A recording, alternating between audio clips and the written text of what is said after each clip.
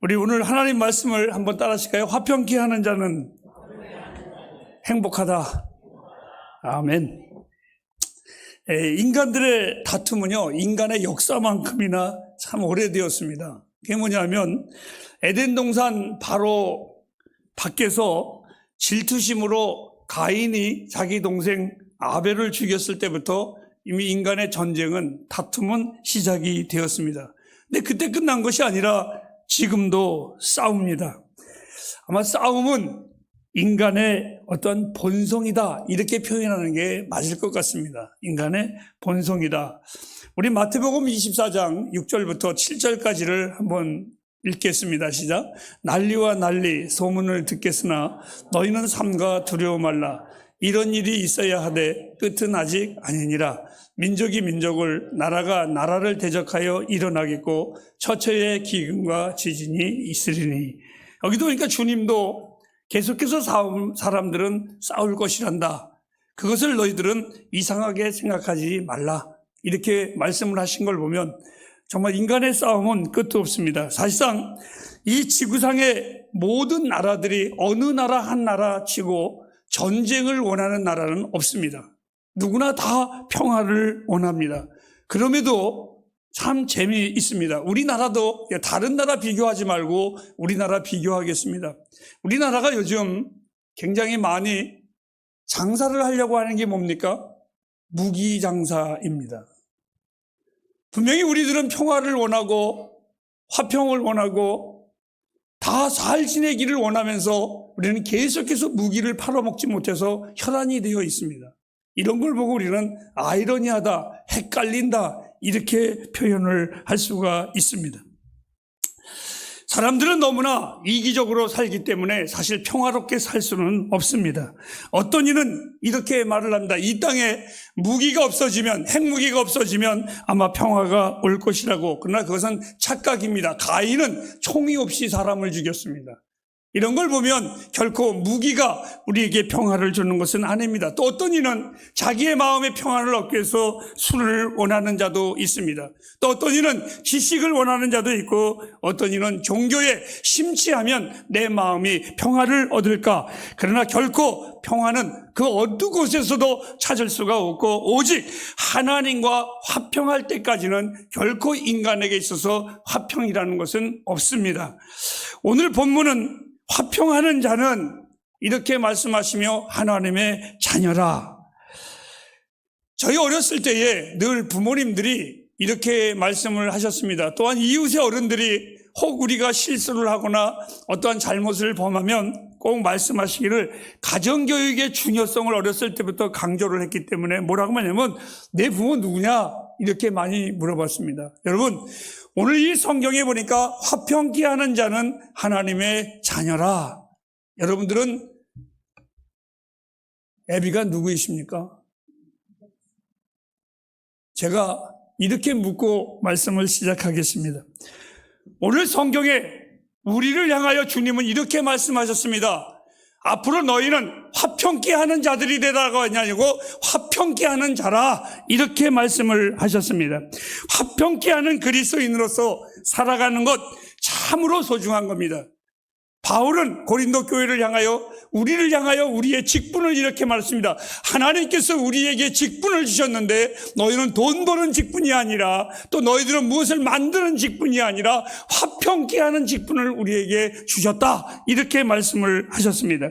저는 교회 안에서 다툼과 분열과 또한 시기와 질투, 이러한 비극적인 것을 어린 시절부터 너무나 많이 보아왔습니다.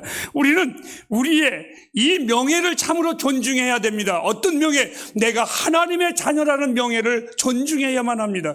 그렇다면 당연히 내가 해야 할 일은 뭡니까? 어떠한 시기와 질투와 다툼이 아니라 우리는 화평을 도모하는 자들이 되어야만 합니다.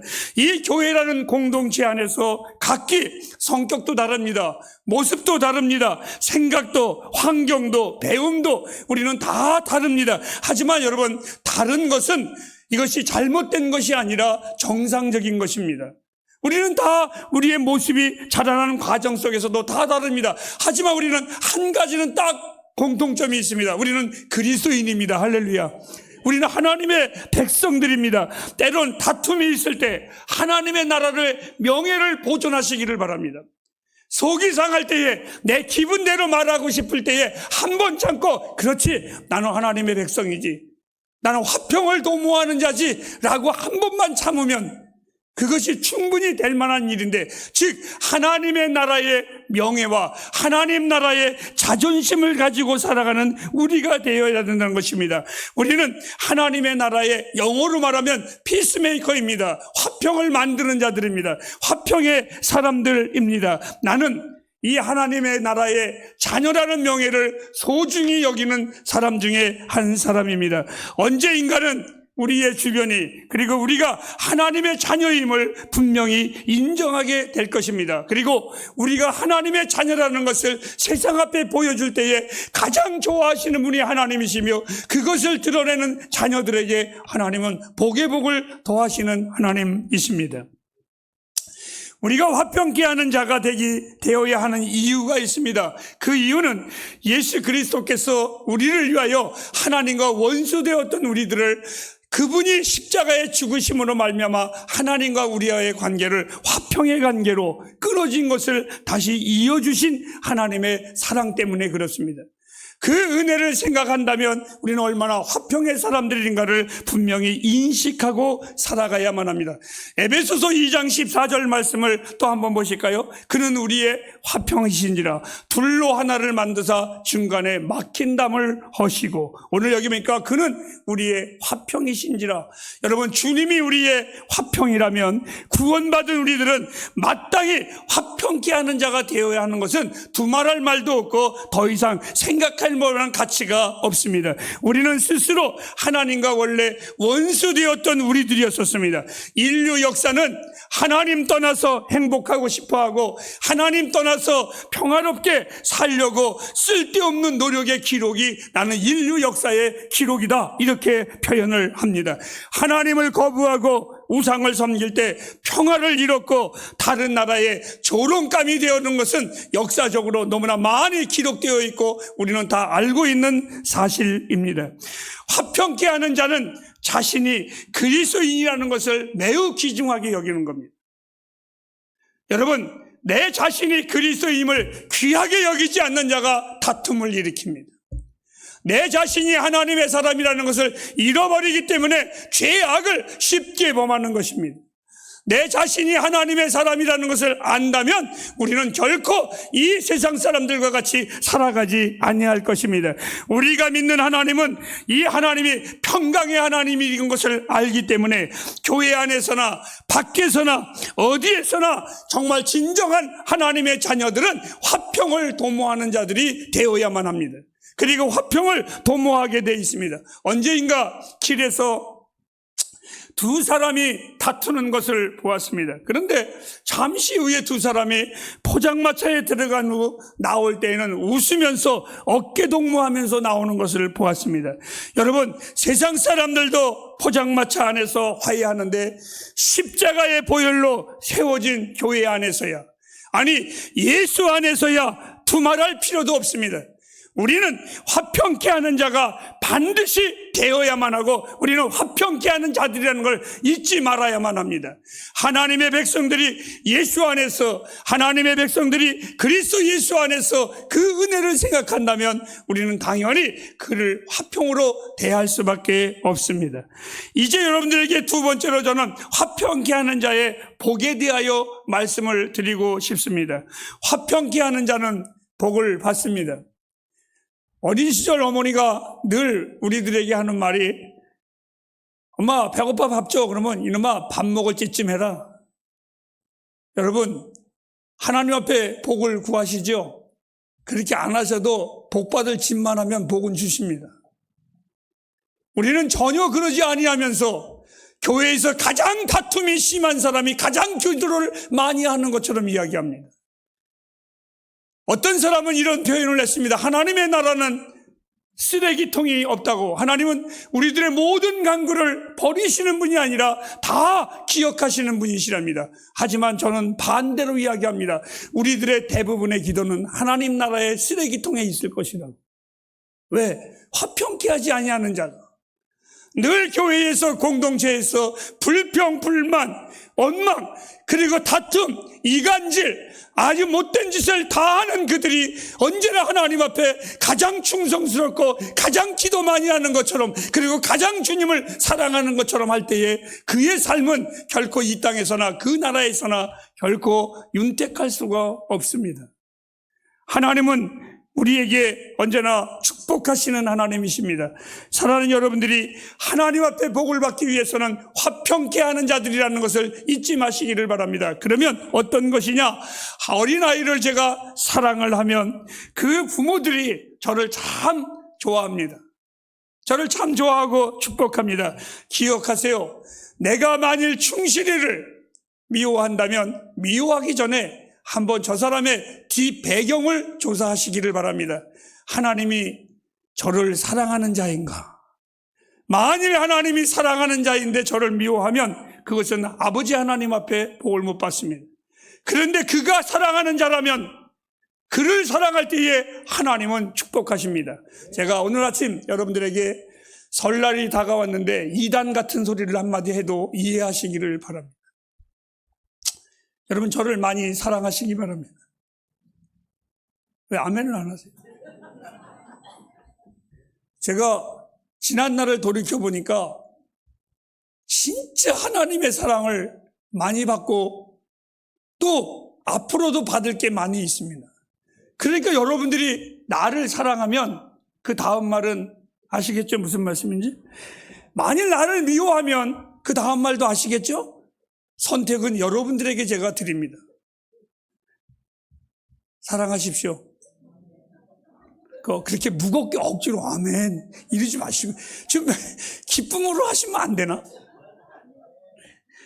화평케 하는 자가 축복을 받는 또 다른 이유는 주님이 이 땅에 오심으로 하나님과 우리와의 관계를 화목의 제물로 들으셨기에 화평케 하는 자는 누구를 닮느냐? 바로 주님을 닮습니다. 오늘 아침 1부 때 우리 전사님이 자기 아들과 사진을 보여줬는데 할아버지부터 참 마음이 아팠습니다. 왜 아팠느냐 하면 말해도 괜찮겠죠? 이한이 엄마 말해도 괜찮겠죠? 상처받지 마시기 바랍니다. 어쩌면 그렇게 3대가 못생겼는데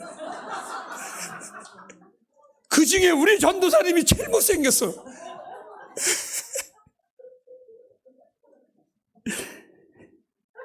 사랑하는 여러분, 그런데도 우리 전도사님의 그 고백 속에서는 그 아들과의 사진이 너무나 행복했습니다. 너무나 행복했습니다. 여러분, 우리 주님이 우리를 향하여 행복해하는 것은 우리가 당신을 닮을 때에 우리 주님은 행복해 하십니다. 당신을 닮아가는 우리들을 보고 하나님은 기뻐하시고 즐거워하시는 하나님이십니다. 바로 화평케 하는 자는 주님을 닮기에 주님이 축복을 안 하실 수가 없습니다. 여러분, 우리가 하나님의 아들이라 일컬음을 받는 평가를 받는 것은 하나님의 기대고 하나님의 요구사항입니다. 지난 주간 충실이가 제주도에 놀러 왔습니다. 그런데 얼마나 제 마음이 좋았는지 모릅니다. 다른 손님들을 만날 때마다 우리 충실이도 함께 만났습니다. 근데 어느 날 아침에 밥을 먹는데 저희 집사람도 나를 믿고 나는 우리 집사람을 믿고 서로 카드도 안 가지고 나왔습니다. 유일하게 믿은 건 충실이뿐이 없었습니다. 그래서 밥을 먹으면서 괜히 불안해할까 봐 충실아, 오늘은 너에게 복 받는 기회를 주마. 이 어른들을 잘 섬기거라. 내가 그랬습니다. 근데 우리 충실이가 여러분 얼마나 잘생겼습니까? 든든합니다. 예수 잘 믿습니다. 멋있습니다. 그리고 나는 충실이에 대한 얼마나 기대감이 컸는지 모릅니다. 충실이를 향하여 하나님이 이놈은 내 자존심입니다라고 말을 했습니다. 왜요? 충실이가 퇴직금 받아서 돈도 많았습니다. 사랑하는 햇불가정 여러분, 하나님은 우리를 향한 기대가 큽니다. 하나님은 우리를 향한 요구가 크십니다. 그리고 하나님은 이렇게 말합니다. 나는 너의 아버지이며 너희는 나의 자존심이니라. 여러분, 자녀가 하나님을 닮아갈 때에 하나님 기뻐하십니다. 자녀가 하나님을 비워서 하는 것이 아니라 정말 그 하나님을 즐거워할 때 아버지 하나님은 너무너무나 좋아하십니다. 다시 말해서 하나님은 바로 당신을 닮는 자에게, 그 화평케 하는 자에게 하나님은 복의 복을 더하시는 하나님이십니다. 세 번째입니다. 화평케 하는 자가 해야 할 일이 있습니다. 저희가 하나님의 자녀라 일컬음을 얻을 것이니라.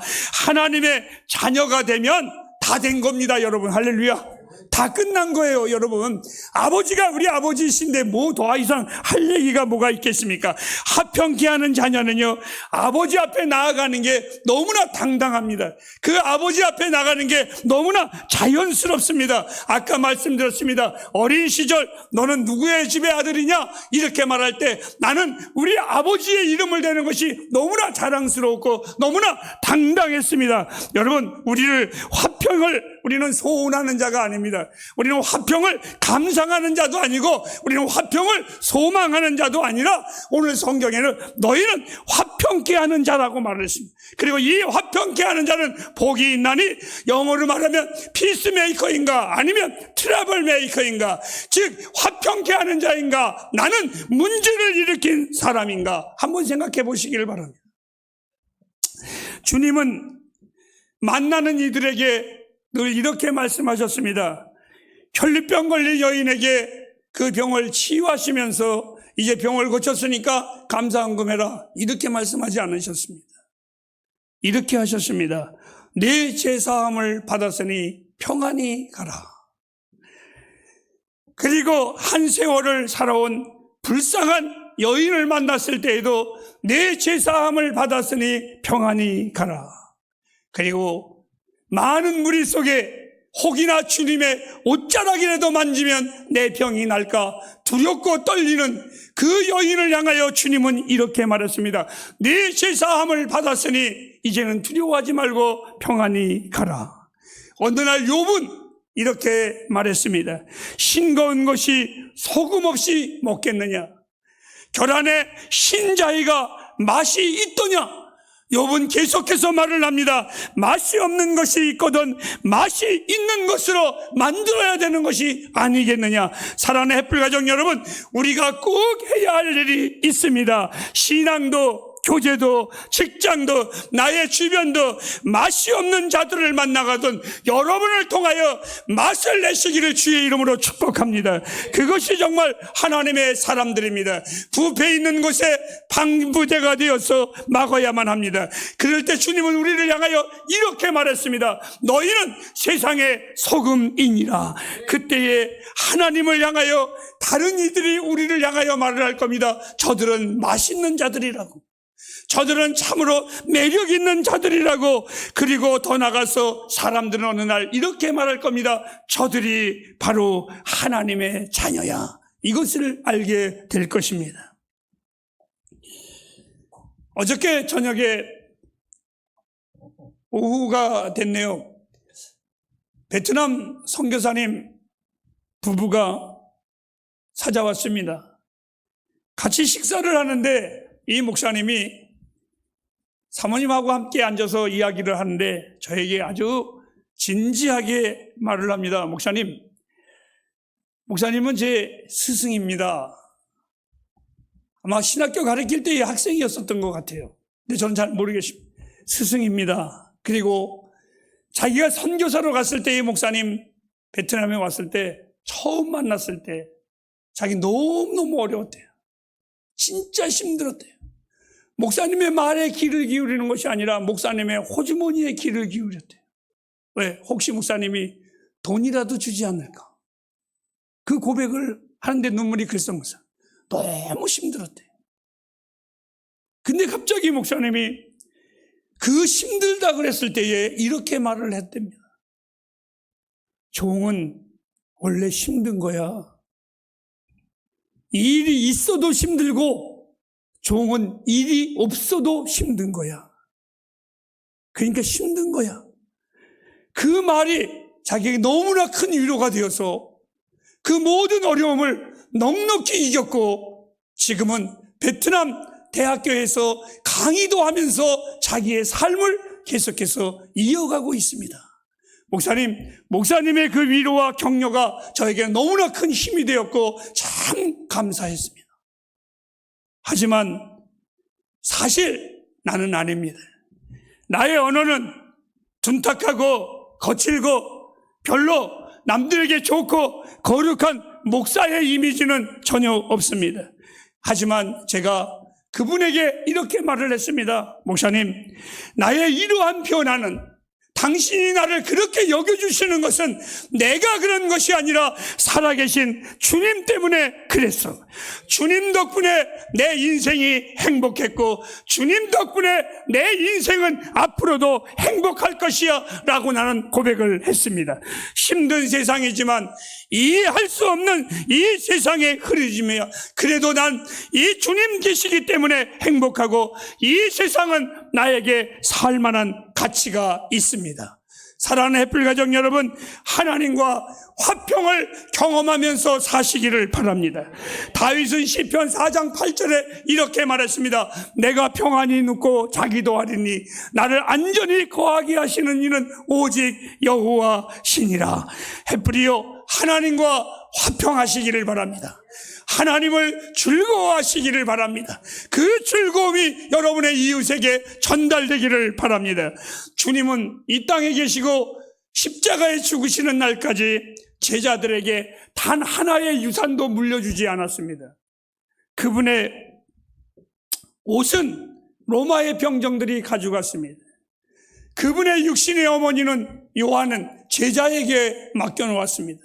그리고 그분의 육신은 요셉이 가지고 갔습니다. 그리고 그의 영혼은 하나님이 가지고 계셨습니다.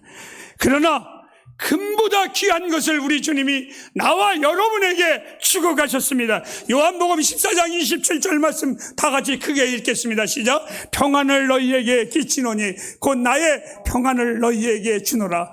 내가 너희에게 주는 것은 세상이 주는 것 같이 아니하니라. 너희는 마음에 근심하지 말고 두려워하지도 말라.